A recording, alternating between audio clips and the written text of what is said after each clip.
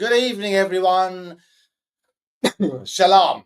This is LJ Spurs Chat. Today, I've got a very special guest all the way from Australia. He's been kind enough to get up at 6 o'clock in the morning over there. So a big shout to Milton. Welcome aboard, mate. How are you, mate? I'm all right. Thanks so much for coming on. My pleasure. Thanks for the opportunity and give me a chance.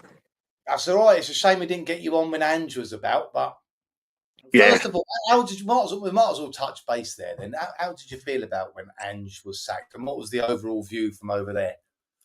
In Australia, right, everyone was pretty peed off. Everyone was angry. We felt from day one, they were always picking on him. Like, there was always an agenda about him being Australian, and, you know, he's only coached in farmers' leagues.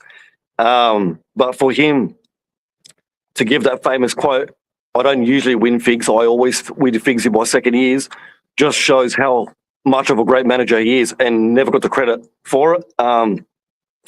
Even non-Spurs fans here in Australia, like Liverpool, Chelsea, Arsenal fans, everyone was pissed off about it. Was they? Is there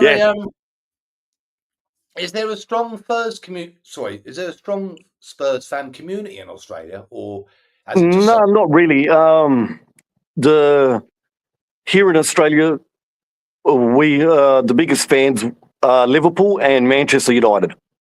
Yeah, they're the two biggest clubs, and then you got a handful of Chelsea, Arsenal fans, a few Newcastle fans, but yeah, the two biggest clubs here in Australia are Liverpool, Manchester. Most likely, Liverpool. I suppose a lot of fans must have been interested when ANGE was over here and it hit, because he finally got to the Premiership. Yeah, of course. And like in Australia, football isn't our number one sport. It's maybe number 4 or 5. So, but being ANGE and being Australian, everyone got on board. So a lot of people started watching football more. More kids started playing football because everyone looked up to ANGE and everyone wanted to be a part of this football family. Yeah. Did you manage to catch Spurs games live with the time difference? Yeah, I do. So we get football on a channel called Optus Sports. Oh yeah, and which is $35 a month we got to pay for. But because the games here are usually like 2 a.m., 3 a.m., I'm usually at work or getting up for work. I don't usually watch the games, but I listen to them while working. So I'll just put my headphones on and just listen to the game. And then, you know, if they score a goal or there's a big opportunity, I'll pull my phone out of my pocket. But I'm always listening to the games. And if I do have a day off work, I will watch a game. A proper fan then, Milton, isn't you? Yeah, no. And me being European, I'm Portuguese, so we love our football. Like for me, I know in Australia it's not the number one sport, but for me, it's my number one sport. How did you become a Tottenham fan then, Milton? So I started playing football at the age of 6 in 1990, and I've always hated the colour red. And played football. Like I said, everyone was a Manchester and Liverpool fan, and I didn't like the colour red, and I just looked through the jersey, see it all white kit, I'm like, yeah, that's my team. And that's how I just picked it. Yeah, I've heard that. Yeah. Yeah, so me and my brother, we're massive football fans. He's a massive Newcastle fan. He's been following them for 40-odd years, so yeah. But that's how I became a Spurs fan. I don't like the colour red. I refuse to wear red. And I see the all white kit. And pick Spurs and never look back. So you and your brother, all right, Danny, you and your brother are happy then this year, both winning the cup? Yeah, and even my brother, who's a massive Newcastle fan, even he was gutted for me. Like, he's like, how could Spurs sack like one of the most successful managers we've had in 40-odd years? There's massive split over here when it comes to the Postecoglou thing. What do you think then when people like me say, "Thank you, Ange, for the cup"? Because what can you honestly say about the hello, Brian? What can you honestly say? Because people like me will obviously disagree with you, yeah. But on this show, we don't start shouting at each other and all that. But my attitude is, I really like Ange. I've got all the best for the future for Ange. But the league position, the Premier League, in my opinion, was just a bit too much for him. That's what people. What do you say to that and about Tottenham's recent performances in the league? I understand that, and you know what? Everyone's entitled to their own opinions, and like you and Johnny, I respect you guys both because you're not like 90% of the YouTubers who scream and shout and want to be the loudest because they think they're right. So I respect everyone's decision. Exactly. For me, you do have to take into account with all the injuries we've had. Some could have been through training, some were just mishaps. That's understandable. Every club gets injuries, but the way I see it as well, when we did have a fit back five, in the 21 games we did have a fit back five, we won 16 games, 2 draws, and 3 losses. So that says a lot. And in saying that as well, I still think he deserved a season free. Yeah, I understand that we had 22 losses, which isn't acceptable, and most years that would have been relegation. Like, let's be honest. So, but in saying that as well, I feel, you know, having a manager like ANGE and having the players behind him is a big part in a club as well. And I felt that in his 24 months in charge, he's learned a lot more about the Premier League, and he did tweak, especially in the Europa League. He did change his solid formation in game plays to get the win across. So I still think he still has a bit more to prove, and I would have liked to see season 3. I think I can see both sides of the argument. Even it's such a tough one to call. In my opinion, I just think it may not have been a football decision. It may have been a boardroom decision because they lost out on about £40 million just from not finishing 17th. We usually finish 5th, don't we? And I think they panicked the ball, to be honest. Do you know what I mean? Yeah, so I understand see, you know, some saying give him another time, but I just think the risk. It's a difficult way. It is a difficult one, isn't it? And say that as well, Lou, is what he was working with. Like, literally, besides Solanke, we just got given kids. And, you know, yeah, it's good to have kids in a team, but you also need experienced players. And to throw the likes of Bergvall and Archie Gray in the deep end with no EPL experience is a tough ask. And it's hard to, you know, it's hard to play against anyone when you've only got kids. So I felt if Levy had given him more experienced players in that squad, we wouldn't have finished where we did. Yeah, it's a difficult one, that, because I think to myself, when people say to me he had injuries, of course he had injuries, but my worry was that in the league, anyway, he didn't change tactics when you had the injuries. If you're not going to change tactics when you've got the lesser players of the squad playing or young players, then when are you going to change it? I just think it was a massive shock to him because the Premier League level is absolutely top draw, and you get found out. I think, but I do agree with you on the Levy bit. I think Levy should have backed him more in the January window because he knew what was happening with the injuries. Yeah, well, we only got Kevin Dancer because of Radon Dragoson's injury. Yeah, that's a good sign in that. You know, and people like talk about, every club gets injuries. Well, look at Liverpool. Exactly. Well, look at Liverpool. They made 8 changes against Plymouth and lost. That was one game. Imagine dealing with that for 3-4 months. Yeah. Like, all these YouTubers, ANGE didn't do this, ANGE didn't do that. I would love to see any of these YouTubers out there manage a football club. Yeah, it's easy. It's easy to talk. It's easy to talk, but walk the walk, brother. Like, yeah, it is. It is. It's easy for us to sit here and say it. But do you think then that, let's call it was a success? Do you think that Big Ange's success will open doors for more Aussie managers to come into Europe, or will they be put off now? I reckon you could argue both of them. You know, every manager wants to manage in the EPL. It's the best league in the world. Yeah. But they're going to see, well, look at Big Ange. He won a trophy and got sacked. Like, what do I have to do to keep my job? That's what a lot of people are saying, yeah. And which is harsh. Like, I understand, the league position, you know, we shouldn't be there. But you got to take to, consideration with all he's been dealt with, and the media were always on his back. Like, to me, we did all agree on that, didn't we? He did get some shit off the media a lot, too much, to be fair. yeah, constantly. And like, honestly, if that was me, I'd be ripping shreds. I'd be like, mate, if you want to go, meet me in the car park, mate. I'll fix you up. I think he was close to saying that. Yeah. That's like, the job there. Us Aussies, we don't take shit. Like I said, these YouTubers are all keyboard warriors, but if they come here and talk that smack to someone, you get it knocked out. Simple as that. I think that's the job of.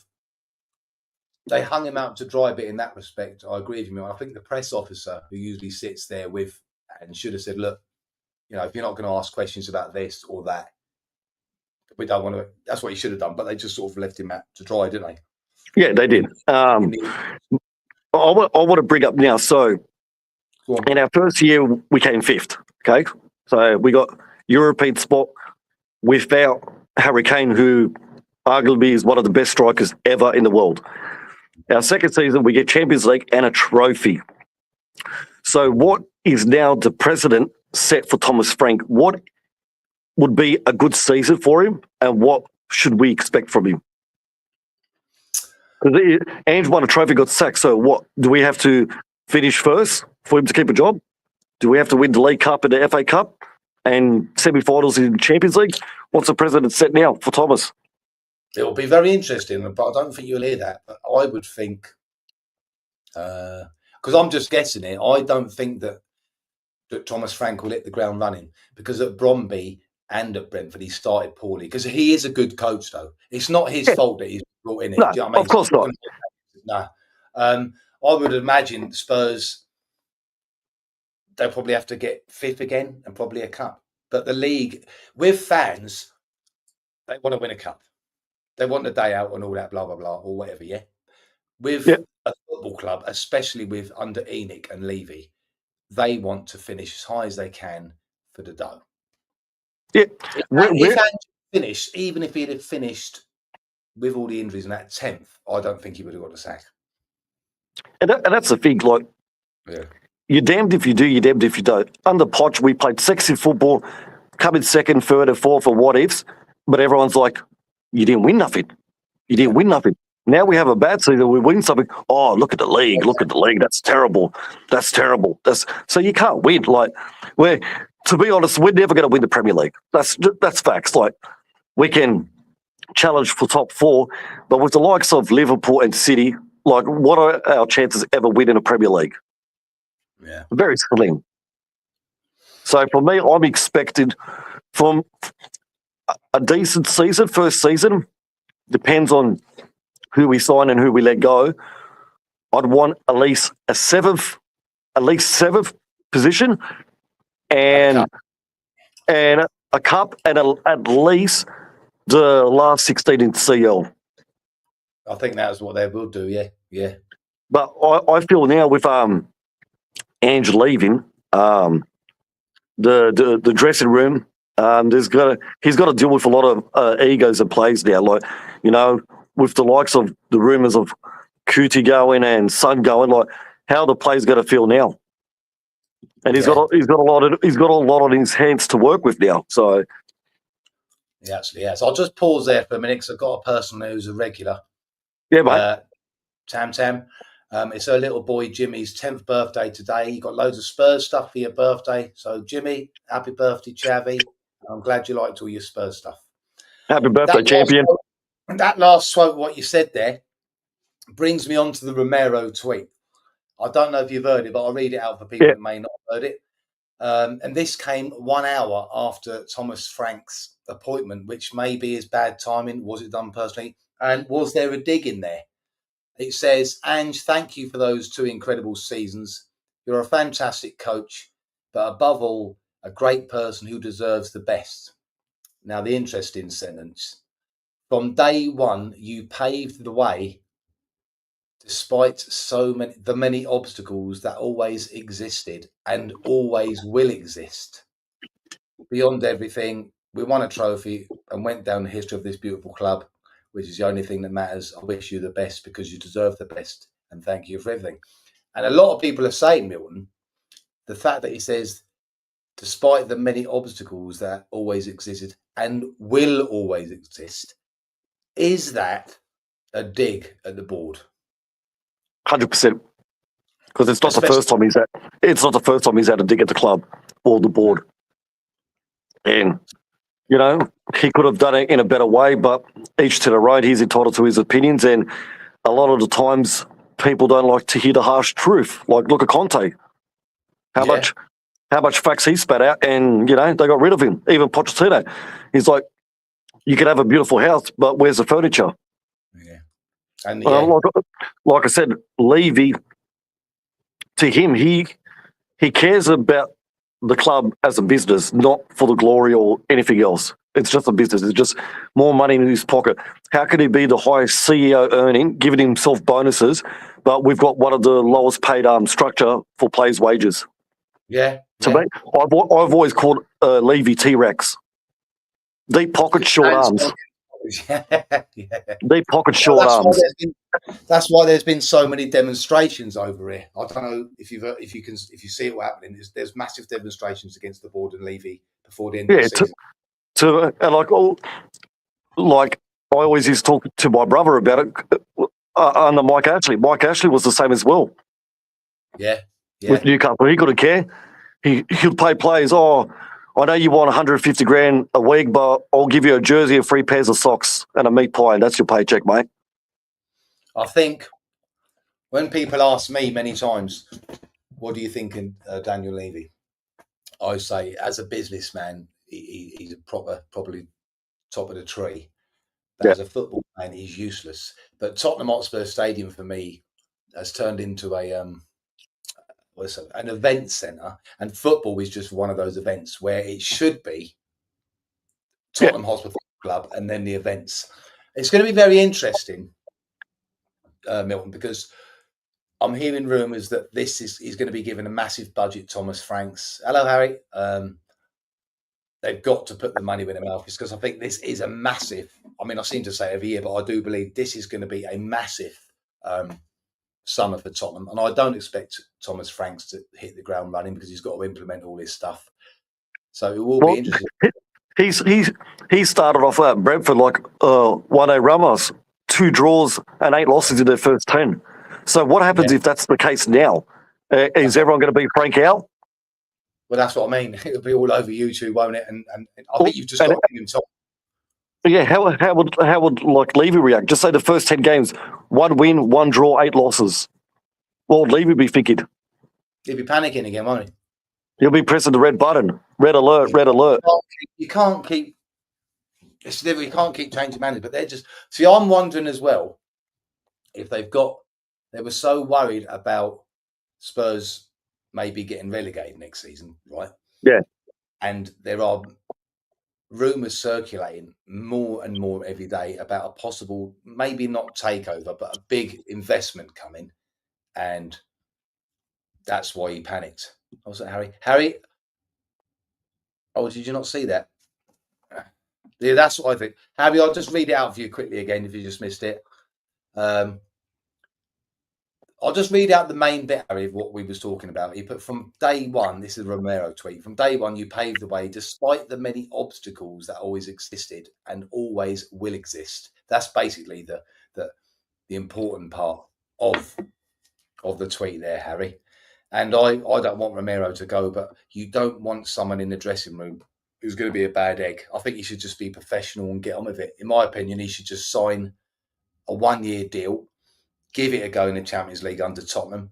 If you're still not happy after the year, you still have 2 years left on his contract, which means he can leave to Spain where he wants to go, and Spurs will also get good money for him. Do you know what I mean? I think that's the best way forward for both. If he you reckon Sonny's going to stay? Pardon? You reckon Sonny's going to stay? I think if a big offer comes in, he'll go, but the club are allowing it to be his decision. And I love Sonny. He's been a legend, but it's just human nature. You get to an age and he is on the decline, whether you want to admit it or not. He has been an absolute legend. I think he should, if he gets the opportunity, for example, to go to Saudi, which is what the rumour is, let him go over there, let him get his dough. But I'd like to see him come back and probably work in a capacity with Tottenham like Mabbott, Jennings, King, and Dawson, and probably others. Do you know what I mean? Yeah. But if you can get, I'd even like to see him take like a Ryan Mason path. yeah. But also, I don't know. He's lost that yard of pace, and so it's a difficult one. Yeah, right. Mason John's a good. He's been a legend for the club. I don't like it when people go on there, on especially social media, which seems to be full of arseholes. I don't know if I'm not sure if you've heard, but there's rumours that Leeds are going in for Big Ange. I've heard that, yeah. And who's that manager they had before? What was his name? Daniel Park. No, Bissella. That's him. He was a tag man. Yeah, he was gung ho. Hey, Peter. So, well, go for it then. Go for it, Ange. But he might want a break. He's probably got the right ump, and you can't blame him. But at least he got, paid off and all that because he thought he was building something. We're never going to know now, are we? You're never going to know. Like, you're never going to read that final chapter to see the ending. And as much as a lot of people criticise Big Ange with his tactics, and he did an adapt, Thomas Frank never beat Ange. No, he didn't, did he? Yeah, it's all over. Yeah, Big Ange had 3 wins and 1 draw. And the only times that we had back-to-back wins in the season were against Brentford and Man U. People have a problem with negative comments and need to know there's a block button there. Yeah. See, what annoys me, Big Bad Ron, is, well, Milton will probably tell it. We come on this channel, there's usually regulars on it. And we often disagree. But it's about debating and agreeing to disagree. I mean, I think me and Milton could probably sit here for another 2 hours. He gives me a really good defence of Ange. I'll give the other side of it. And we'll have to say in the end, I don't think any of us is going to win this argument. That's what it should be about. But it is getting a bit with the old YouTube boys. Yeah, I mean, we don't like all that crap. Do you know what I mean? 2 wrongs don't make a right. That's why, to be honest, I love this channel. I love Johnny. I like Oso Spurs and Tottenham Logic. Yeah. They can actually talk and they don't argue and they get the point and message across without all the yelling and trying to get the clicks and the likes and whatnots. He's put, none of you have the mental aptitude to realise what Ange is trying to do. So that's a dig at me, isn't it, Peter? Yeah. I'll tell you what, Peter, you watched well, you probably have. I'll be honest with you. All the way through the season, I was Ange in, Ange out. My head was going around like a bloody owl. I just couldn't make my mind up. It just frustrated me, It just frustrated me. And, we've all got different opinions. Facts, yeah. That's it. Yeah, each to his own. Yeah, like I'm going to support Tottenham, whoever the manager is. But does Thomas Frank excite me? No. For me, the only manager that I would say, like, all right, and see you later, we got someone better than you. The only manager for me that does that would have been Jurgen Klopp. Yeah. Could be the only manager I'll say. Could be the only manager that would say, all right, Ange, see you, buddy. Out the door.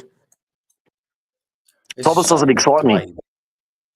I'll tell you what, though, even though I wanted him to, what's this? If anyone accuses me of being they or them, they're getting blocked, yeah.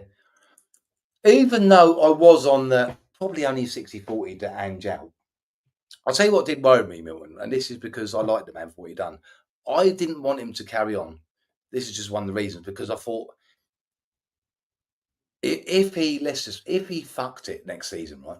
Just say Ange fucked it, the first 10 games. I thought it's going to tarnish his legacy of winning the cup. So I'd rather him go with his legacy, because he's always going to have a legacy now. I'd rather him go with his legacy intact. If he goes somewhere else, I will wish him all the best. Like if you said he's going to go to Leeds, you know what I mean? And fair play, I'll probably follow Leeds to see how they get on. Yeah. It's just like I said, everyone's got their opinion and we can debate, and everyone's got good reasons for him to stay and for him to go. So, like I said, I would have loved to see what season 3 would have been, but I'm saying that he's walking out of a job, he's got a good payout, he's got his head held high, and he's kept to his word. I always win in my second year. So, do you think he'll stay in Europe, Milton? Sorry? Do you think he'll stay in Europe? Well, is he the sort of bloke, I would guess he is, to say, right, I'm going to stay in Europe and prove him wrong? by either Premier League or the Championship or I something think like that? I think so. And for me, if I was the owner of a club and I'd wanted him, I reckon he'd be an awesome fit for Ajax. Oh, because they're like a proper football playing team. And they play attacking football. Well, they had that manager who got sacked who blew the league. He was very pragmatic and very safe. And all the Ajax fans, even though they were winning, they were bored. They're like, this is crap, this 1-0 games. Like, it's not exciting. They could score in the first 10 minutes and then just park the bus. I reckon Ange would be a great fit at Ajax.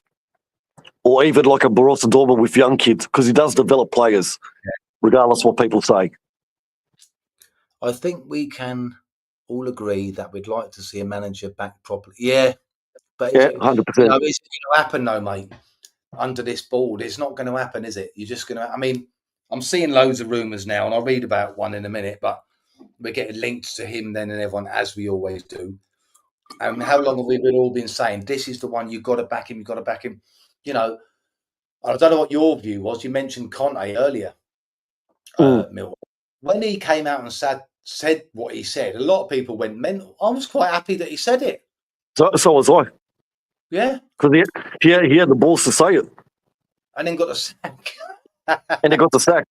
That was after the 3-3 draw against Southampton. We were 3-1 up and we blew it.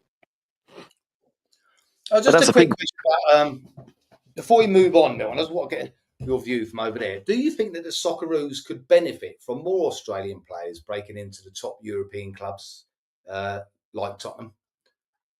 Yeah, I reckon they do have a chance, like depending where they go, because like I said, Australia football isn't our number one sport, but we do produce a lot of good players. So, but like you'd say that as well, like, you know, if a player moves abroad and loves playing under a manager and then they get sacked, they're going to feel like, oh, this is crap, I want to come back home. So it all comes down to the players' mentality as well. So, like I said, we do produce a lot of good players, and, you know, I love seeing Aussie footballers playing abroad. So, yeah.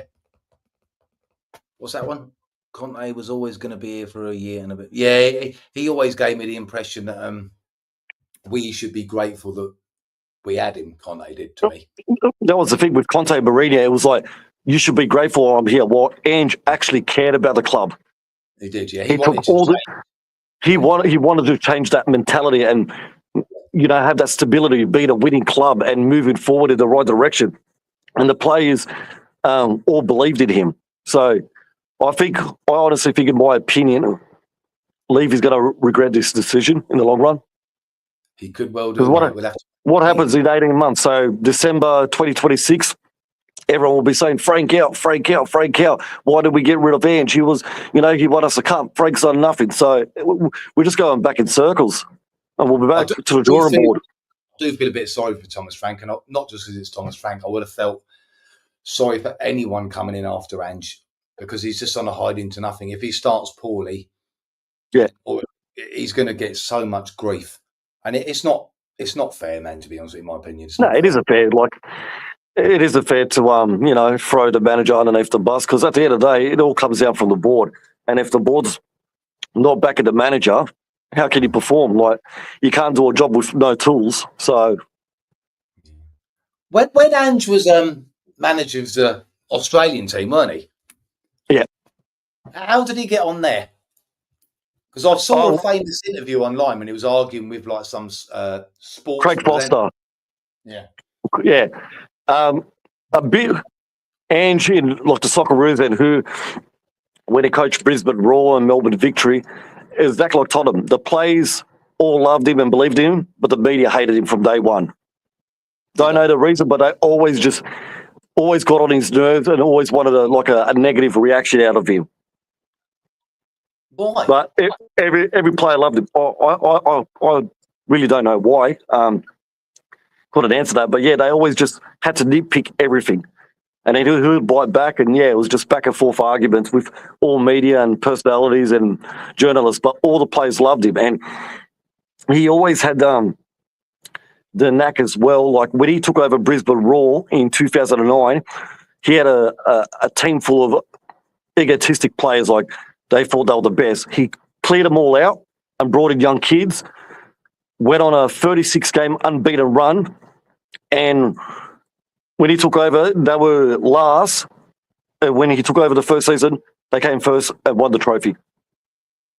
That's a turnaround, isn't it? Yeah, because and then he went on Spurs to. players seem to have loved him from what they're saying, but I suppose they're not going to say anything else. Yeah, exactly. Like all the players all buy into his philosophy and all look to him like a father figure, but something about the media, everyone's always asked for him. Don't know the reason for, but yeah, they're all always attacking him. And I'm assuming that he played the same style with the Aussie national team. Yeah? Yeah, don't go. Like it was just all attack. You score 3, we'll score 4. Never park the bus. He could be 3-0 up. Don't park the bus. Keep moving forward. Do you think that probably was his downfall over here? Yes, I do agree with that. Like the Premier League is a different beast. It's totally different football. You have to adapt and know your opposition and change formation and tactics to who you're playing against. And for some reason, he stuck to his principles and played the way he did and got found out most of the times. But he was learning towards the end, as we see in the Europa League, how we played against Bodo Glimt and Man U in the final.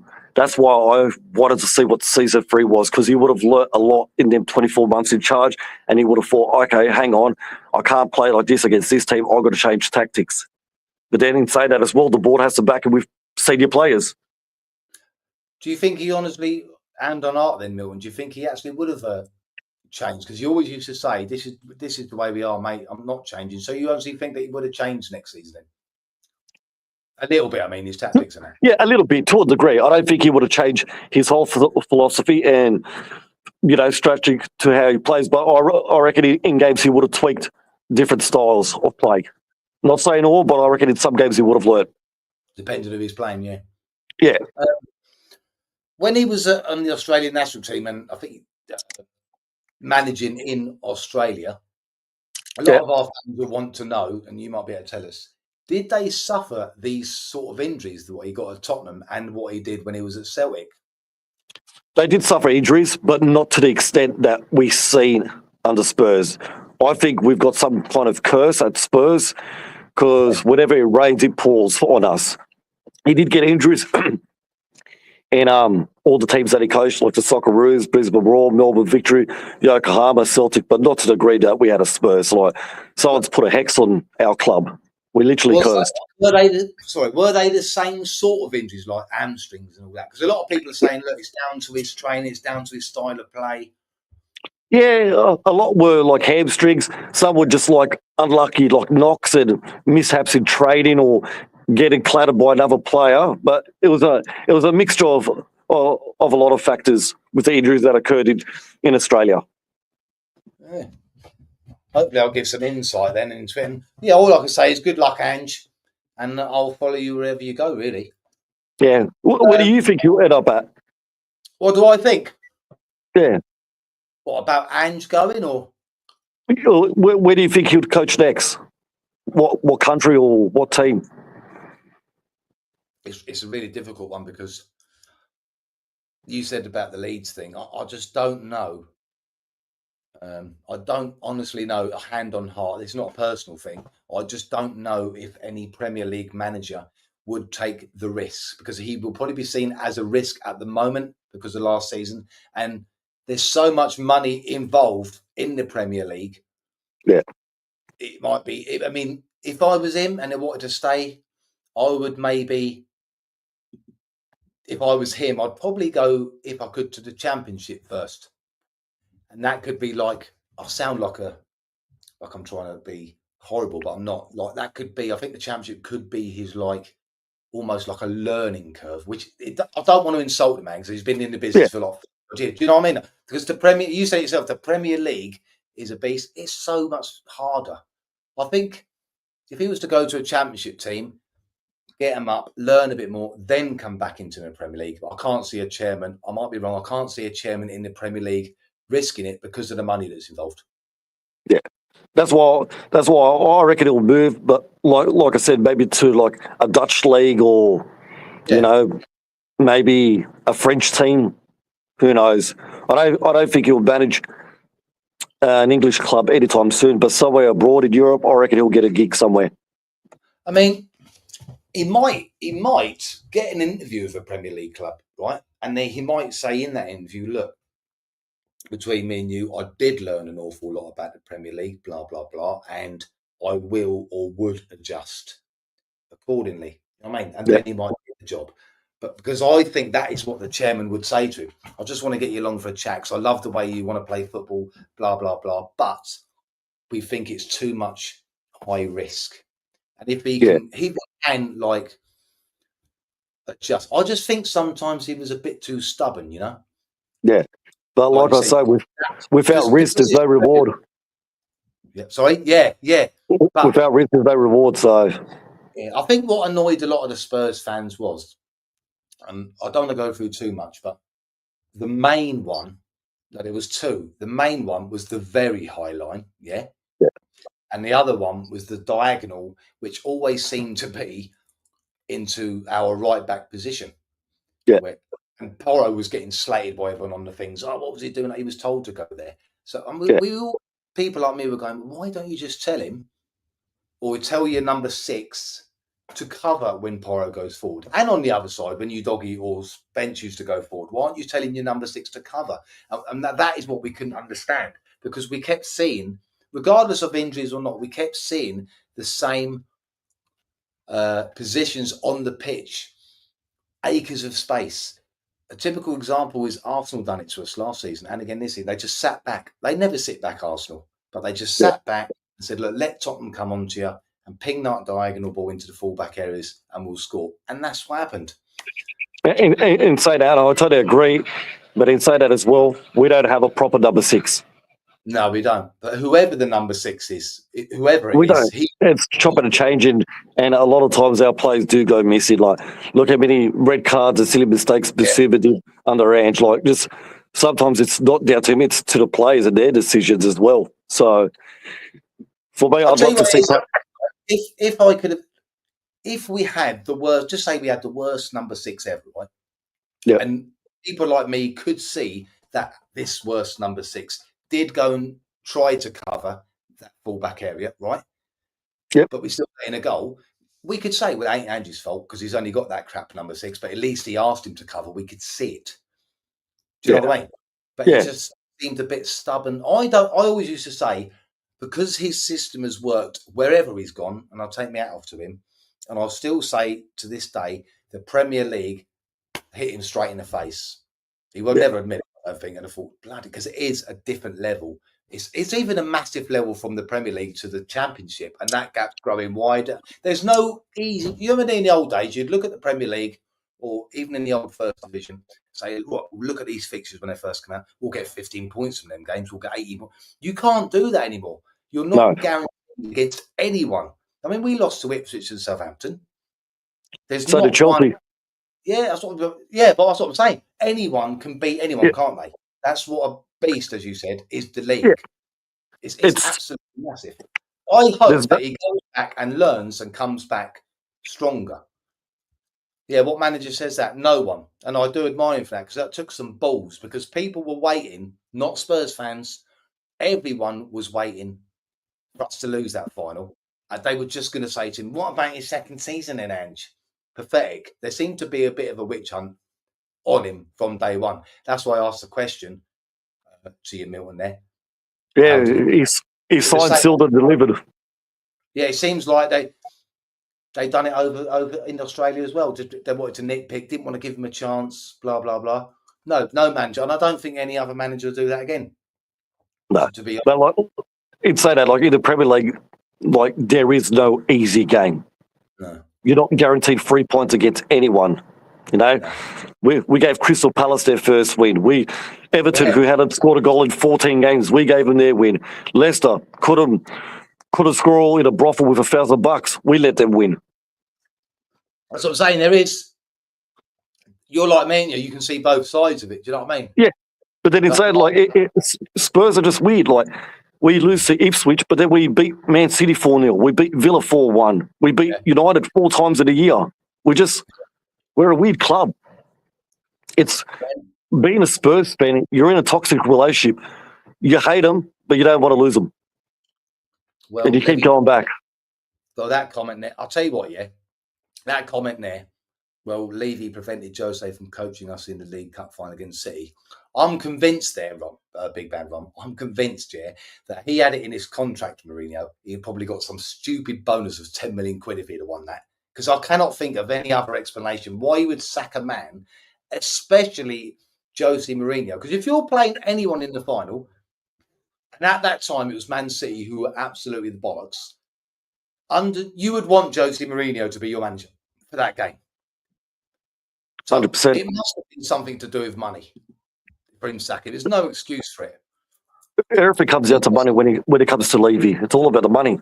That's why, in my opinion, he sacked Ange exactly 2 years after he appointed him, because if he went 2 years and a day, he would have had to pay for the third year or even more money. Yeah, 100%. Yeah, Levy. Yeah. Yeah. See, I don't agree with this either. I mean, I don't know how old you lot are on here, but I'm 51, so I remember the old days. I'm 41. But I can remember the old days more than that, and I think they should go back to this. Fuck off the director of football. Get a manager. His mate's the scout. His manager says, go and look at him. He gets the player. This bollocks, like that. Apparently Frank's been told this, so I don't know if it's true or not. Look, we will get you the players to fit into your system. I mean, obviously we'll say yes and no, but it's a stupid system. Let the manager pick the players. And they always do this. Like, just say you need a number 6 and you've got 5 options. They'll always pick the worst one. They do, yeah. Yeah. It's all about that. Yeah. They don't want to pay. And players are going to think to themselves, why am I going to go play at Spurs and earn 50 grand a week when I'll go play at United and earn 300,000 a week? It's all about money. It's mental. In all kinds of sports, no one plays for the pride of that team. It's all about money. That's all it is. Well, you're right there, mate. That brings me on to this one today. Brian Mbeumo. Spurs have held initial discussions with Brentford about a deal for Brian Mbeumo, who is more intrigued in a Spurs move now that Thomas Frank has been appointed head coach. Spurs are also interested in Antoine Semenyo. What else does it say on it? I put a few notes on here from, in case you don't know a lot about him. I don't know if you know a lot about him, Milton, or the people out there. Yeah. But I've done a bit of digging on it. Before I start this, after I got all this information, Spurs apparently have gone in with a £65 million bid with 5 million in add-ons, taking it to 70. And although Brentford are happy with that, so this is what I'm not sure if to go from or not. Is Ed's being turned by Man United? Well, if his Ed's being turned by Man United, surely he's only going to Manchester United because they're offering him ridiculous wages, which I can't see how they can afford it. Because surely you'd think, I want to go to Tottenham. I will always play under Frank. I know how he works, blah, blah, blah. And you'll still get a pay increase at Tottenham anyway. Why would Manchester United? It's all about money because, supposedly they're offering $250 a week and Spurs are only going to offer him 125. Yeah. It's on 50 grand.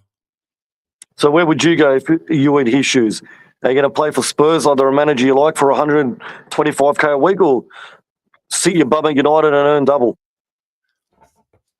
I'm different. I personally, I know it's easy to say again, all these people. I would rather go with someone who I know, who I feel comfortable with. I haven't got to take time adapting to. You know what I mean? Yeah. But you've got to take into consideration as well, a player's career is not as long as you want it to be. And you want to make as much money as you can to set up your family for the rest of your life. But when people say that, they're getting enough money as it is. I don't know how much more money do they want. It's getting greedy. There needs to be a wage cap on this, I think. But I think if Spurs offered him, because I think he's 25, if they could easily offer him 200 grand a week. Easy. That's 150 increase on your wages, and you're going to go somewhere that, in my opinion, at a club, they're in a better position at the minute to Man United. Because Man United are going out trying to spend all this money now. They haven't got the money. They've got to sell. I mean, in my opinion, doing it the wrong way around, because if Manchester United buy all these players and just say they came up to me and I was Daniel Levy and said, right, we'll offer you Mainu, for example, 50 million. Because I know they're desperate, I'm going to go 20. Do you know what I mean? So they could end up in shit over this. So I don't know why anyone would want. They're in a mess. I know people say we're in a mess, but if you look at our paper, squad on paper, a manager, any manager that would have come in, whether it be Thomas Frank or not, is going to look at that and go, I can do something with these players. Surely. Yeah, and Villa's in the same mess as well, because they've got a lot of players at high wages, and now with no Champions League football, they're going to need to sell 4 or 5 of their top players. Yeah, and they was relying on getting into Champions League, which is stupid. That's the only time you can give Levy credit, is he knows how to run the club as a business financially. Yeah. Like under Levy will never, be over in the, wages and all and payments like that. So financially, we'll always be safe. I've got a lot of information here on Mbeumo, but I don't want to bore people shitless. So I'll just go on to the 24-25 season for a bit of background if you don't know him. It says, following the departure of Ivan Toney and a long-term injury suffered by new forward signing Igor Thiago, Mbeumo and Witter again led Brentford's forward line during the early months of the 24-25 season. Good goal-scoring form saw Mbeumo nominated for the Premier League Player of the Month award in August and October 24 and January 25. His October performances also won him a nomination for the PFA Premier League Fans Player of the Month. Would you be happy with that signing, Milton? Yeah, 100%. Yeah. At the end of the day, to get players of that quality, you have to spend big. You can't. You can't expect to buy a $60 million player for $5 million. That doesn't happen. Like, we got lucky with the likes of Dele Alli, signed it in from MK Dawes, $5 million, but that's once in a blue moon. So you have to pay, over the top and give them good wages to attract players, because no one's going to come to Spurs to earn $40,000 a week. They want the big money. Yeah, but there's rumours is that if they get Mbeumo, the deal for Eze will not even be explored, but they're after Simeone as well. I don't know if you watched me last one, but I said to Danny, who comes on here about 6 months ago, I'd love to have Simeone here because he's powerful, quick, etc. Yeah, he has got some flaws. He's a bit raw, but you cannot underestimate a player that can play with both feet. So if they was to get Simeone and Mbeumo, I'd be quite happy with that. For me, I'd love to go for Morgan Gibbs-White. Yeah, he's quality. Yeah.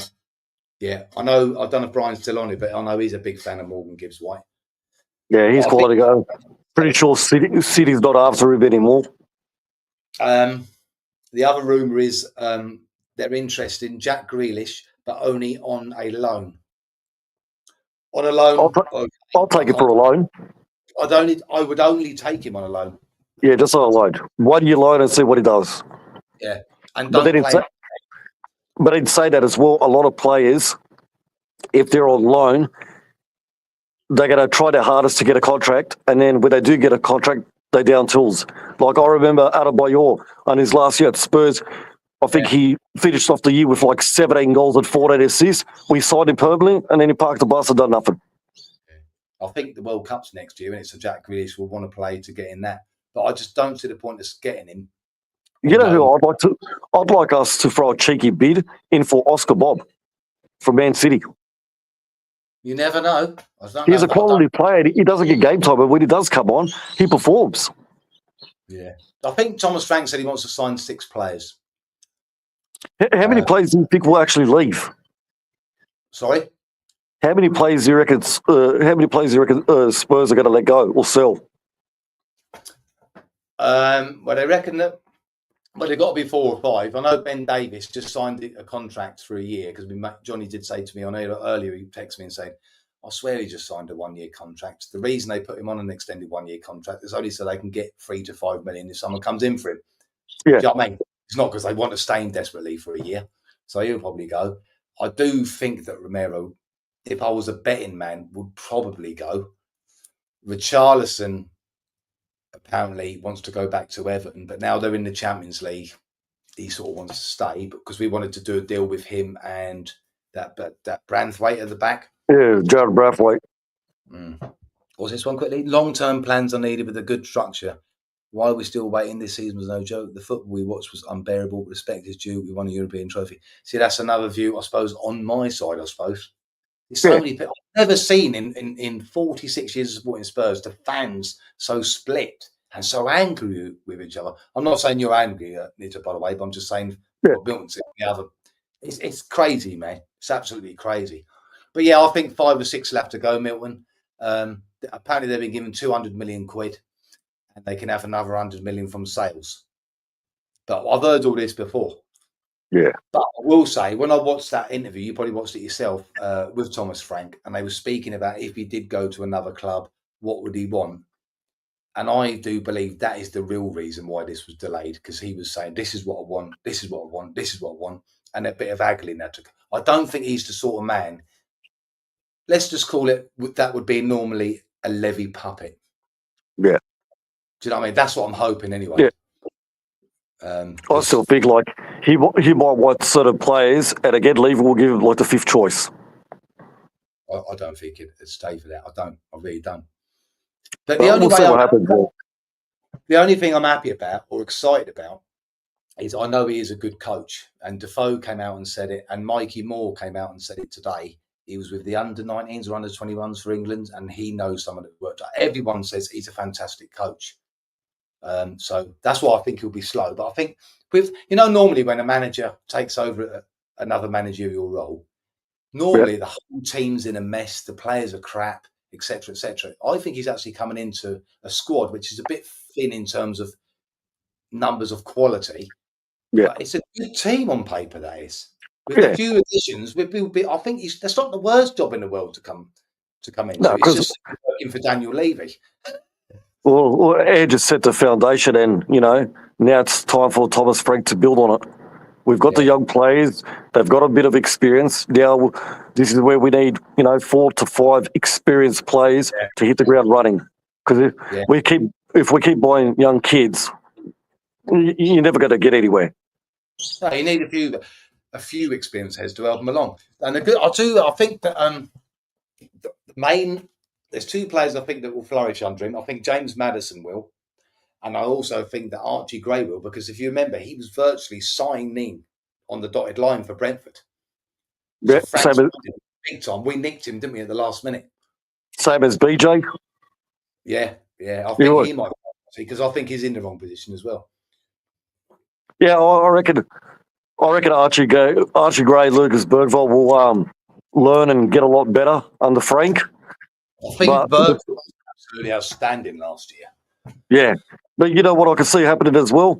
All these young kids that we've bought, pardon me, they'll turn into superstars, and 2 years out of track, Levy will sell them to make a profit. Yeah. And then we'll be back to square one. It's all about the money. No, that's what I said to Nita. You must have missed that. You must have been talking. I said, I'm not saying that you're angry. I didn't say that you was angry. Since the Premiership came into play, football, it's 100%. It's all about the dough. I'm not sure, mate, as Frank runs players into the ground in training, as he expects them to train like they play in real games. Well, Ange used to train them like that, didn't he? Yeah. He used to train them like the game, so we'd have to just wait and see. It's all a guessing game at the minute. Do you know what I mean? And it comes out as well to our medical staff. Like take for example Ryan Session. Oh, mate, yeah. We had him for 5 years, never played, goes to Fulham, not injured, and scoring goals week in and week out. Yeah. We're cursed. We are literally cursed. Like some voodoo hex has been put on Spurs since 1882, and we can't shake it off. It's been that way, doesn't it? I mean, I've never seen a list of injuries like it. I really haven't. Yeah. I think Milton. Sorry? Anything else you want to add? I think Stevie Wonder is part of our medical team. He'd probably do a better job, mate. It's terrible. Like, literally, we get players that are always injured. Like, look, under his first year, Solomon gets injured, goes to lead, 20 GA, and never injured. It's going to be interesting to see what happens to him as well. Oh, look at Solanke, never injured for Bournemouth for 4 years, comes to Spurs. Here you go, mate. On the He bench. ran himself into the ground, didn't he? He really did. Yep. We need a strong spine. I think every team needs a strong spine, to be fair. Yeah, it's going to be a difficult one. I mean, there is rumours tonight, just for all come on here as well, that he wants to bring Wisser as well. They're no way going to let him have two players and all the back. They're not going to let him do that. They're not. That's like all the Spurs fans. They want Eze, Mark Gahey, and Adam. What's his surname? Adam Water. Yeah. Crystal Palace are going to sell their three best players. No. And plus, they'll be played in Europe next season. I find it very strange, and I don't know what the reason is. A load of big clubs haven't gone in for Eze. I find that very strange. Yeah, but he's a good player. But this season as well, he went missing in a lot of games as well, to be fair. See, what a lot of people don't realise, and I love Eze, don't get me wrong, because I just think he's a Spurs kind of player. He'll get the same amount of shit if he joined us that Johnson got for being lazy. Yeah. You know what I mean? That is why I'd rather have Semenyo and that Mbuemo if it was my choice. I really would. Even though I do like it, because you need game changers in your team, don't you? Yeah, you do. You know what I mean? So we'll have to wait and see. I'm sure the transfer window's shut for a week now, so. And the players that we do sign, they have to have the right mentality as well. Yeah. You can't just come in, I'm going to get a good paycheck, rarely play, I'll just sit on the bench and I'm happy with that. We need players that are fighting and want to, give the other players, competition. Well, that's what I'm saying. I hope that they sign Scott Parker. Do you know what? I think I said this on one of my videos before, yeah? Scott Parker manages like he plays. I was actually there one day live. I can't remember what game it was years ago, and Scott Parker played for us. And he got substitute. You know, they made that substitute sometimes, like the 87th or 88th minute, take the player off. Yep. He came off and he was being sick on the touchline. I found out after everyone thought, is he all right? Or was he ill? He just run himself into the ground. If you could have 11 Scott Parkers on the pitch, you'd probably be all right. Yeah, I know you're the best player, but effort-wise, if everyone put his effort in, we'd bloody win the league. Yeah, and he was always up for a scrap. Like that game against Chelsea, he was getting in all their faces. Yeah. And Scotty Parker, he's a good manager. He got Bournemouth promoted, Fulham promoted, and now he's got Burnley promoted. Yeah. And there's rumours saying he might go to Brentford. No, what I heard, I don't know if it's true. Thereafter, Brentford, it's not 100% done, but it's looking likely. Chris McKenna from Ipswich. Good manager, ex-Spurs as well. Yeah, supposedly he's gone because Brentford side the Liverpool second goalkeeper, the Callahan or whatever his name is, and like I said, there's talks that they're in talks with Chris McKenna from Ipswich. I think Brentford will be all right. I do. Yeah, I think they'll be fine. They'll have plenty of money. But listen, you've got to be something about Franks because I said on my last video, no one, even the big teams, they don't like going to Brentford. They don't like going there. He's got a good record. He's got a great record against Chelsea at Stamford Bridge. Yeah, he has, yeah. He's beaten them 3 times over 4 games in the last 2 seasons. So, like I said, he's not the appointment that I wanted, but I'll back any manager. Sorry, you didn't want Ange. Obviously, you didn't want Ange to leave. Who did you? But obviously, he's left. Who would you have liked to see him come in then? Like I said at the start of the show, the only manager that I would have said, see Ange for was Jurgen Klopp. Yeah, I don't think he would have worked leave you though. If you remember, money talks. If you say I'll give you 20 million a year, I'll be like, no worries. See you Monday morning, mate. But you know what makes me think? It's because when Liverpool was struggling, when Klopp was there, he identified 2 positions, goalkeeper and centre half. He said, I want these 2 players, and it cost them a fortune. He got those players, and then they were flying. Levy wouldn't have given him them 2 players. That's what I mean. Well, pretty much, they only spent 25 million because they sold Coutinho for 125. Oh yeah, but I still can't see that Levy would do it. I just can't. And they were patient, Liverpool, with Jurgen Klopp. And look what he built. he done really well, didn't he? I'm surprised they didn't even go for him. But apparently that Spurs board were looking at Frank for a couple of years. To be honest with you, I don't actually believe that because I don't think they plan anything, Tom, to be honest with you. Well, one manager I would have liked as well was the ex-FC Porto manager, Sergio Conceição. He ended up going to Milan and they got rid of him after 6 months. But under Porto, he played attacking football, which was beautiful to watch. And I would have taken his son, Francisco Conceição, who's a tricky little winger who takes the ball, runs forward, left and right footer, not scared to take a shot. He would have been one manager I would have taken a punt on. And he usually plays a 4-4-2 with 2 main strikers. And that's the formation I've always liked managers playing, a 4-4-2. The old school ways, 4-4-2. Yeah. There's always a 4-4-2, isn't it? Yeah. And you have two strikers linking up with one another. You have your back four, stay the back solid, don't lose your position. Then you got your midfield four with 2 wingers running up and down, with 2 defensive midfielders catching anything in the middle, and then your 2 strikers up front. Yeah, let's keep it simple. What formation do you reckon Thomas going to be played under? Do you reckon a 3-5-2? He does play quite a few, apparently, depending who the opposition is, which is what I love. That's music to my ears. I like. Yeah, because he changes it up from like a 4-3-2-1 or 4-2-3-1, but I think the majority of the time he does play a 3-5-2. Yeah, he does. With a back three. Well, that'd suit us, I think. Yeah. Well, if we do keep, Romero back three, you'd have Kuti, Mickey Van der Ven, and Danzo. Yeah, yeah. And under a 3-5-2, I think you'd get a lot more. You'd get a lot more out of Radu Dragosin as well, because he likes playing to the back three. And I think Dragosin, because when people was moaning about him, I said, listen, when he was playing his other team and when he was playing for Romania, he was used to playing in not a deep block, but deeper. He couldn't handle the high. He'd be fine. No. Oh, who's that? Is that Big John? Sorry? Hello, Big John. Oi, oi. Front wheel skids. He's back. Big John's back. Big John. How we doing? Yeah, lovely, mate.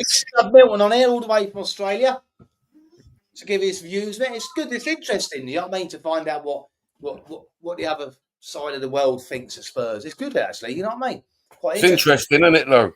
Yeah, it is. Yeah, and he's on your side. He wanted Ange to say, but he understands the debate business, and he gives a good argument for Ange to say. To be fair, you know what I mean?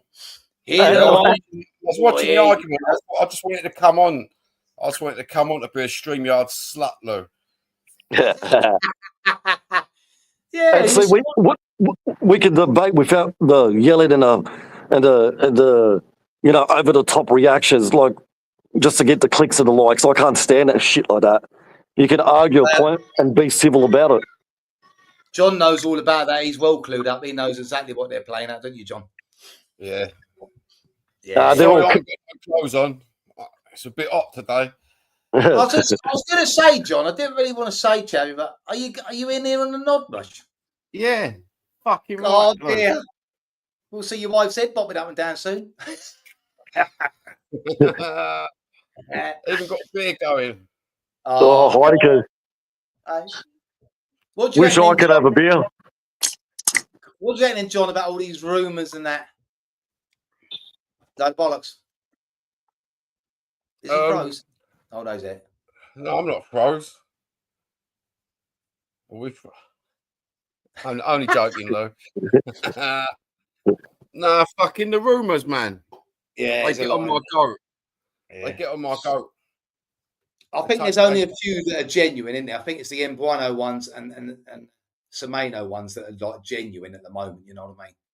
Yeah. As I was saying to Milton, if Mbuano goes to Man United, he's just a greedy fucker, isn't he? Yeah. To be honest with you. Why would you go there? I do not understand. No, yeah, I reckon it's Man United. I reckon as well. I reckon as well we get to sign a few players that no one's even been linked with, some undercover ones. Well, that's what so even though he's not officially back, is he, to the first of next month? I'm hoping that Paratici's working his magic. Do you know what I mean? Because I loved it when he was the players that we got when he was here were much better, in my opinion. You know. Are we going to sign Tell permanently? Well, they're saying that tonight that they want to. Frank wants to keep him at Tottenham, but they're only willing to pay 30 million. I'll take it for 30. I'm really stuck on Tell. I don't know what to think, but you can't judge a young fella coming over to another country on 6 months of bit part football, can you? I don't. So I'm not. I would have personally said, look, can we have a season-long loan? That's what I would have done. But like I said before, with no risk, no reward. Sometimes you got to pull the trigger and, take a gamble. If it pulls off, Levy looks like a magician. If it doesn't, people are going to still be Levy out. What do you reckon on Tell, John? Oh, mate, I think I would have kept him on a loan. Yeah. I would have kept him on a loan for another year just to see what he's got in him. You know what I mean? He was doing quite well, wasn't he? He was coming along nice under Ange. But like Milton said, you've got to bite the bullet sometimes, I suppose. So I think Milton, 30 million is the tops what I would pay for him, to be honest with you. Yeah.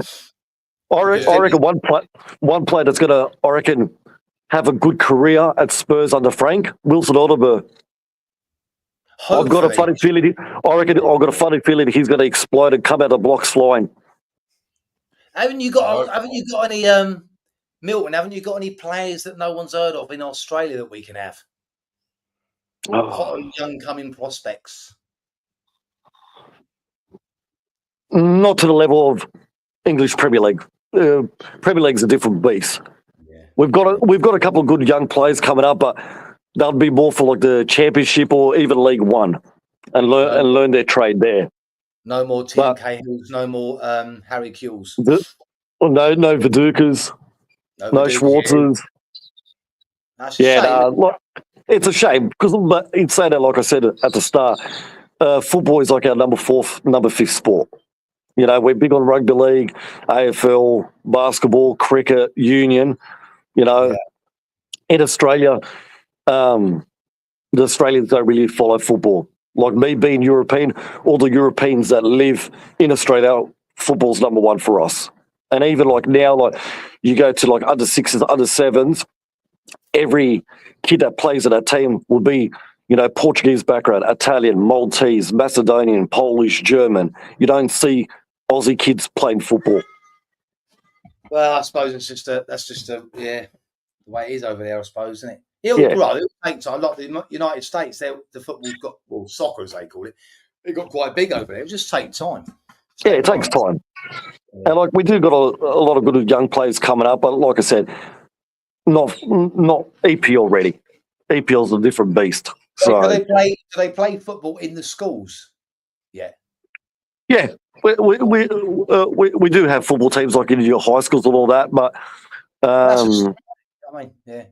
but most high schools it's rugby league and AFL. They're our 2 biggest sports. Like Peter's from Melbourne. Melbourne, all they watch is AFL. I'm from New South Wales, Sydney. We're into rugby league. So depending where you're from in Australia,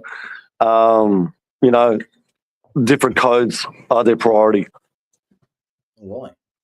Who do you think will be sold? Rumours about Richarlison, Bentancur, Son and Basuma. I think all of them will be sold, Big Bad Ron. I don't think Bentancur will be sold, to be honest with you.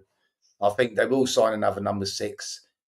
Polinia, who used to play for Fulham, he's been linked because he's not. We need more. Yeah, he's a quality player. He'd be a good signing. I've heard on the grapevine that Bentancur's going. He wants to go. You know what I could see also happening as well? Richarlison goes to Everton and never gets injured. What was you saying there, John? And what was that? You've heard he's going? I've heard he's going of his own accord. He wants to go of his own accord. But I've heard that he's accepted this new contract, but he don't know, do you? It could be another, I don't know. I think they need to keep Bentancur and probably sign someone like that, Paulinho, because it's fighting on 4 fronts. You're going to need 2 good number 6s. Basuma will be sold. Yeah, he'll be gone. Thomas Frank. Yeah, he'll be gone. In this because he's a bit of a party animal and all that rubbish. He won't put up with that shit. But in saying that, as well, Jack Grealish, she's a party boy. He is. John, I don't know if you was watching this before, but there is rumours that Tottenham want Jack Grealish, but only on a loan. That's quite a strong rumour, actually. Yeah, see, I wouldn't buy him. I wouldn't buy him outright. Not for the wages that he's on. But what annoys me is these teams, including the national team, they keep playing him on the left. When he played for Villa, he was playing in like a number 10 or centre midfield. That's his position. If you're going to buy him to be on the left, there's no point. Yeah, that Man City, I think they screwed Grealish over proper, haven't they? You know, what's he on? Like 300 grand a week? Yeah, that's a lot. That's what I was. 100 million, the worstest money ever spent. That John, for that amount. You know. No, I disagree. Tango in Dombele, he was a waste of money. I tried to forget about him, Milton. It gives me nightmares. Terrible. Yeah. I think Grealish is available for loan, but it would be a costly loan of about 20 million a year. Well, we did sign Timo Werner and paid him, 165k a week to do nothing? Yeah, you're right there, Milton. You're bang on. Yeah. If he's on 300 grand and we pay 200 grand a week, I'll take a punt on him for a year. Yeah.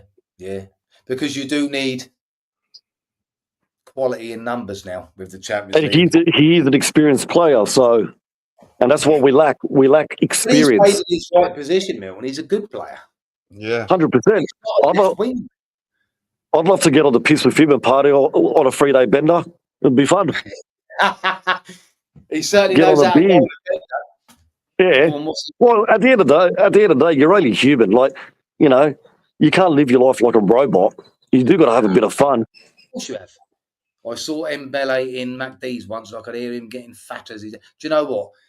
When they first signed in Dombele, I thought, what a player. You know, it was a Dembele replacement. All the skill, God-given skill, lazy bastard. Absolute lazy bastard. The biggest disappointment of the year. You know what I mean, John? Oh, man. Yeah. He had it all, man. Come straight into Spurs, boom, 200 grand a week, and just couldn't be asked. And didn't he go to Galatasaray, win the league, and then win the league with Napoli as well? Yeah. Oh, Hotspur Hippie's on here. There he is, the psychedelic king. G'day, How are you, Paul? Oh, I love watching this channel with all this psychedelic. It cracks me up. Top man. He's so funny, man. He don't give a shit.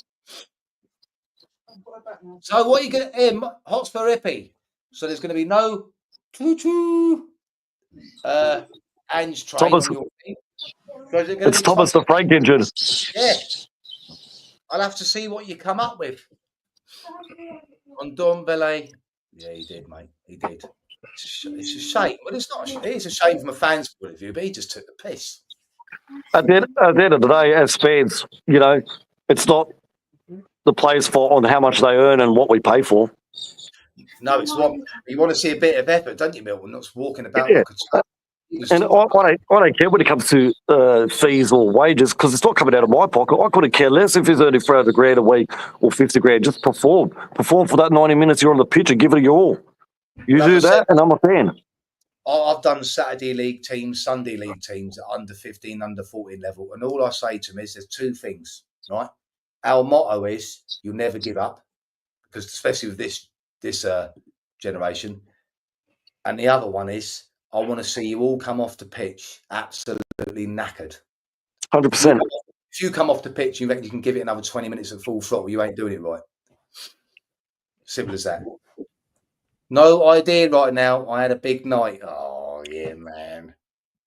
But football isn't the same what it was 40 years ago. Like, if you lost a game, you could see the frustration in players. You'd see them punching the ground. Now, they lose 5-0, they have a laugh and a joke with the opposition players. Hey, how you going, buddy? Yeah, everything's right. Like, I don't like to see that shit. You should be angry when you lose and think, fuck me. You know what? Because people say to me, oh, Louis, you're a proper old fart. This is me, right? I'm down a tunnel, right? Even if I'm playing a charity game tomorrow, I'm down a tunnel.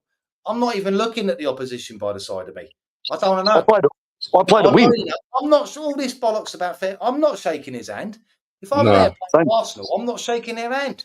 No, you're bang on there, Lou. I can't understand that either. You're the enemy, mate. After the game, I'll shake your hand, maybe. I'm not chatting. I don't know. Half time, some of the players are swapping shirts, man, these days. Yeah. Absolutely. Kissing each other, helping each other up. Bollocks to that. Each other in the tunnel. Hello, mate. I see you. No, mate. I ain't talking to him. No. No way, mate. Whenever I play anything, it can be Monopoly, a game of bowling, cards. I play to win, and if I lose, I get the shits. Like, I'm here to win. It's not, let's just have a fun game. No, I'm here to win. Yeah. Players these days, they're like, we lost 5-0. Let's go shake his hand. And how's your mum? How's your dad? The kids are right. Lovely weather, isn't it today? No, fuck that. Every I'm single like, this is bullshit. Every Premier League game, or let's just say every single game that Tottenham Hotspur play next season, don't chat to your opposition, mate, in the tunnel. Don't shake your hands. Bollocks to the rules. You know, we are Tottenham. Bollocks to them. Get out there. They're the enemy. Do them. That's my attitude. That's just, maybe I'm just an old fart, John. No, you ain't, Lou. I can't stand it when they're doing that. They're standing in the tunnel. Yeah. They're kissing each other, looking at each other, fucking up and down, shaking hands. It's a bit like the old days, John. My attitude is this. If I go out tonight and or tomorrow afternoon over the field, I have a straightener, right? I'll have a straightener and I'll have a beer with you after. Yeah. But before then, I'm not speaking to you and I want to do you. Simple as that. They're the fucking enemies before the game, That should be our mentality. Yeah. You know what I mean? That's in all kinds of sports. Like rugby league is big here, you know. Yeah. Back in the 80s and 90s, there was punch-ons on the fist on the field, and even the manager would be like, if you talk to that opposition player, I'm going to belt your head in. You don't talk to them, you're not friends. They're the enemy, go out and kill. Now, rugby league, it's hug, kiss, how are you? Oh, we lost 50-0. That's okay. Yeah, it's gone soft. Yeah. Society's changed, isn't it? Society's changed now. Yeah. You get a medal for coming second now.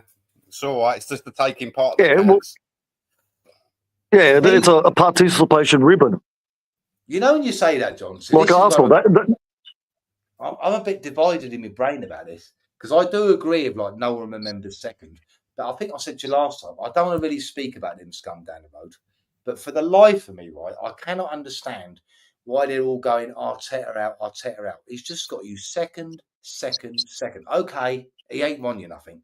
But to finish second in the Premier League 3 years in a row, you've got to be an half-decent team. Yeah. You got to be half-decent. You want to win something. It's bloody hard to win something, isn't it? Yeah. It's. I think Sarr and Son get too close for comfort. Oh, you're starting to think I'll have to spread that then, mate. Is that the latest rumour, is it? I think Sarr will stay. All the yuppie parents. Yeah. I think Sarr will stay, and I think Sarr might do all right, actually. Yeah, I was thinking earlier about Sarr myself. You what? I was thinking that about Sarr myself. I thought to myself that Sarr, he won you round in the end, didn't he? He's going to be a completely different player. Yeah, I do remember that bromance. He won you round, didn't he, in the end, Matasar, didn't he, John? He did. Yeah. You didn't like him, and then you. No, he played for the shirt, and you could. Do you know what? There's certain players I didn't like at first because I just thought they just run around, but I think Ange finally got it into him that he can do something. He's worthwhile. You know what I mean? And you could see that in his playing at the end, couldn't you, of the season? He's got a lot of energy. But Sarr's one of them players, I think I said it before, John, that I think you'll only see the best of him once he has a run of games. He's not the sort of bloke that could just come on. Yeah, that was the thing when he's playing for Tottenham all the time. It was always 20 minutes. Good point. He was coming on, making a stupid mistake. Yeah. But that's a good point. He will, because he is a good coach. John, who do you think we should sign then, or what positions do you reckon we should sign? It's going to be wingers. Yeah, wingers. Two wingers, but I ain't got a clue who. If we're going to lose Romero, we're going to need 2 defenders more, aren't we? For rotation as well. Did you read that Romero? Did I send you that, John? What did you send me, Lou?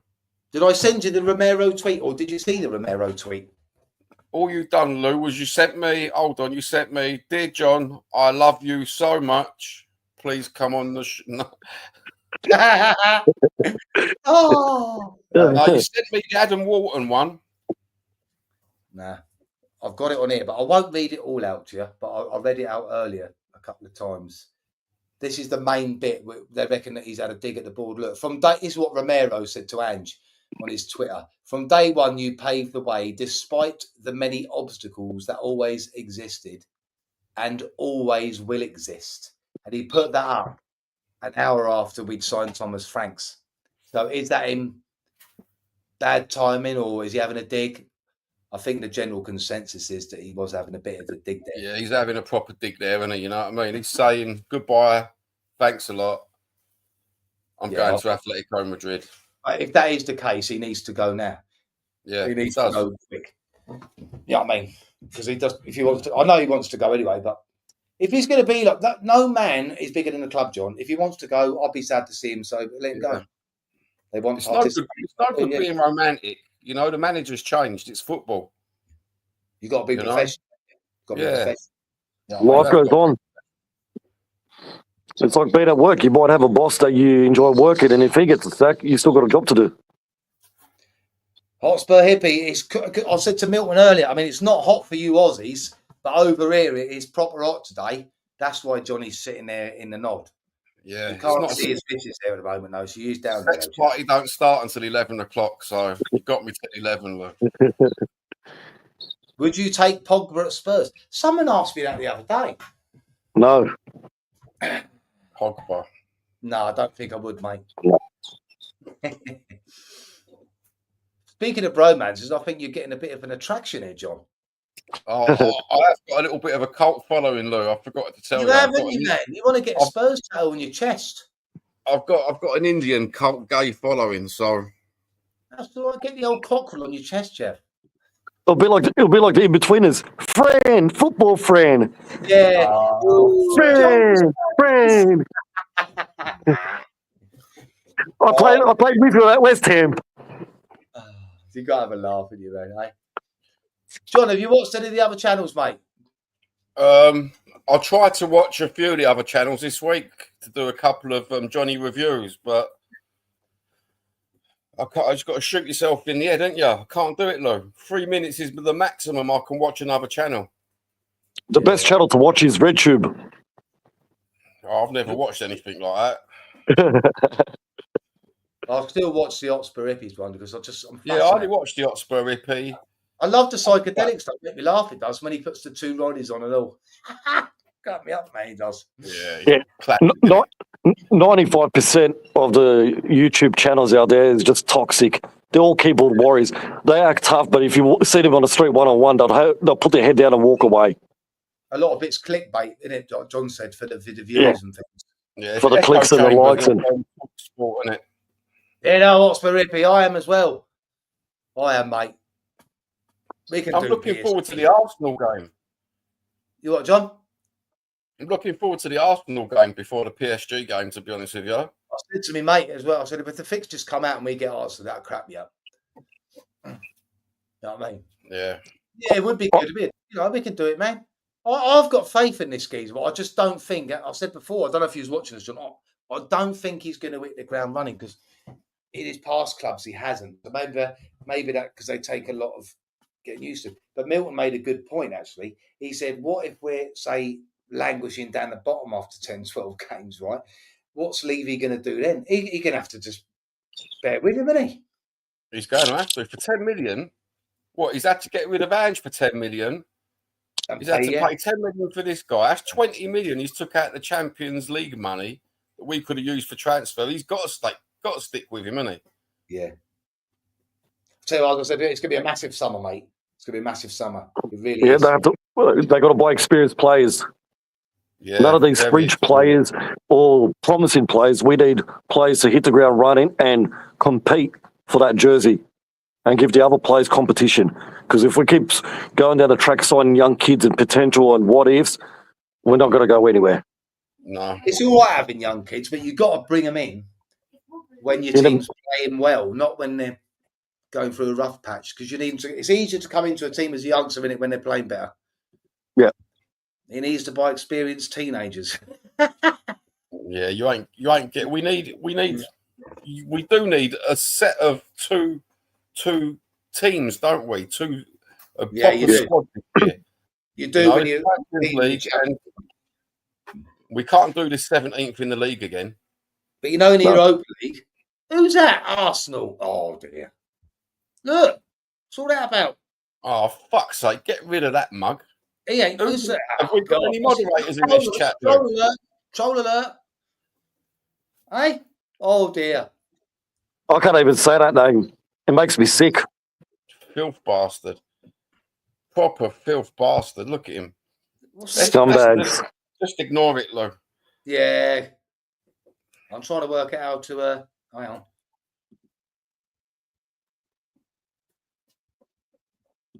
Lou's trying to get technical. Boom, you're gone, mate. Shalom. See ya. Get down the road. Go back to Woolwich. Yep. All right, he's gone. I'm getting technical, John, and I. Yeah, mate. I couldn't even do that the other day. Not having none of that, Joe, you know, mate. The only YouTube channel that chucks the Arsenal off, bruv. Come on. You got yeah. I got my computer. Oh, is anything else you want to add, boys, before I go? I didn't realise it was that late. No, I just want to say thank you for the opportunity and letting me come on and having a great conversation with you boys. And you got me number now. You're always welcome on here, my friend. Sweet as.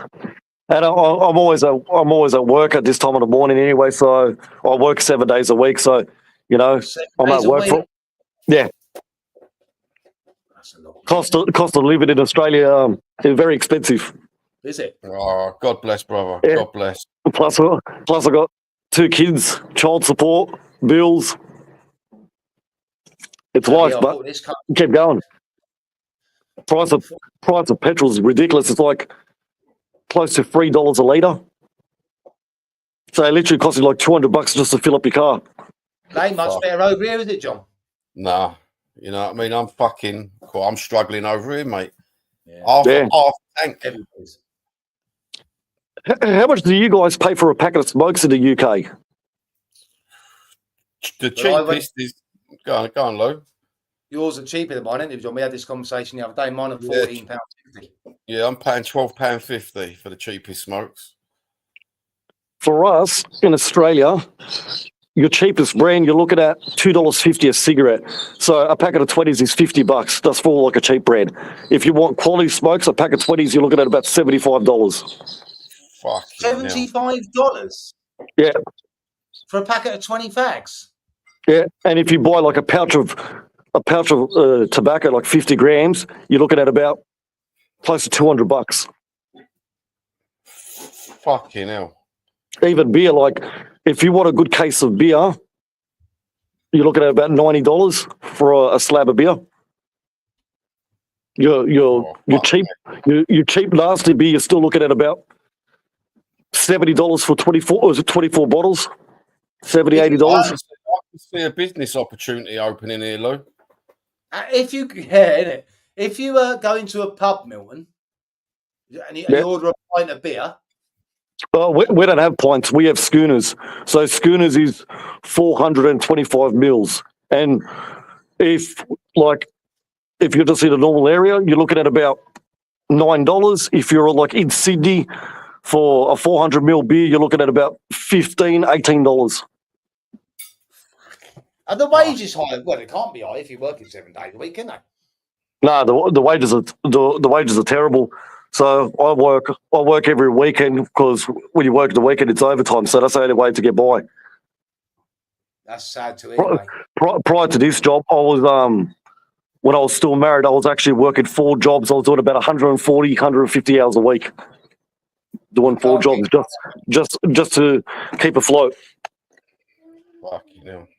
Because I've got 2 kids and they go to a private Catholic school, and that costs me, for the both of them, $350 a fortnight. Fuck me. And then on top of rent's $800 a week. No one drinks Foster's in Australia. No, we don't even sell it. You go to any bottle or any pub, no one has it. No one drinks it.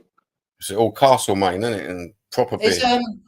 Is it like that all across Australia? The problems like that. Yeah. different parts? it's all over Australia. Homelessness is a big issue. A lot of people are just living in vans and sleeping in tents in the outdoors, and drugs is a real bad issue over here. Fucking hell. And all you hear over here is everyone wants to go to Australia, isn't it, John? Yeah, it is beautiful. Like it's like everywhere you go. Like you have your good parts and your bad parts. Like you can be in one suburb, half of it's like multi-millionaires, and the other half is commission houses. Yeah. Like you know how the American calls it the projects. So like you literally could be in a small town. One half is, you know, $10 million houses. The next are, you know, projects, rundown flats. Yeah, that's exactly like London, though, isn't it? One side of the street's multi-million-pound houses. The next side of the street is just 180 a litre. That's even higher than ours, isn't it, John? You said petrol in Melbourne's 180 a litre. That's even higher than us. Ours is what diesel is 135 at the minute, I think, for diesel. Yeah, about that.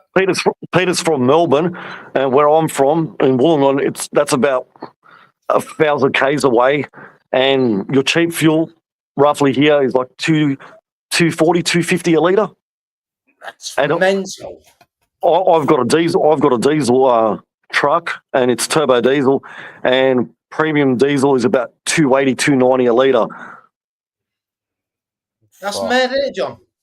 That's mad, isn't it? That's proper mad. That's like taking the piss. If he pays £1.80, yeah, and Milton's paying fucking 2.5, that's taking the absolute piss. That's like paying motorway prices, isn't it? Yeah, I had to sell my car. The car I had was a Ford Falcon, which is a 4-litre 6-cylinder turbo, and I used to spend over $300 a week on fuel. And that was just to get to work and back. That wasn't like, no, having a nice Sunday drive just to work and back. Well, Milton, listen, don't overdo it, mush. Life's too short, man. Yeah, it is what it is. But, you know, I keep going. I stay positive. Yeah. Well, I'm an easy person to please. As long as I got cold beers in the fridge and a packet of fags, I'm right to go. Fair play to you, mate. But yeah, you can't. Thank you very much. Yeah, thanks for the opportunity. I had a real great time with you boys. That's all right, mate. We'll see you soon, Spurs fans. Come on, you Spurs. Come on, you Spurs.